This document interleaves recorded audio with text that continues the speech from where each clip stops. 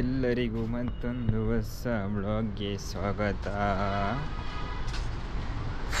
ಅಯ್ಯೋ ಏನಿದು ಹಿಂಗಾದ್ರೆ ಹಿಂಗೆ ಆಯ್ತಾ? ಆಯಿತು ಗುರು, ನನ್ನ ಪ್ರಕಾರ ಇಟ್ಸ್ ಓವರ್. ನನ್ನ ವ್ಲಾಗಿನ ಕತೆ ಮುಗಿಯುವಂಥ ಸಂದರ್ಭದಲ್ಲಿದೆ.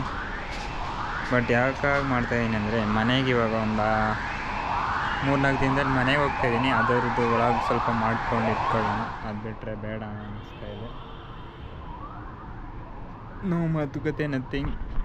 ಹೊರಡೆ ನೋಡಿ, ನಾಳೆ ಬೆಳಿಗ್ಗೆ 7 ಗಂಟೆಗೆ ಎದ್ದು ಹೋಗಬೇಕು.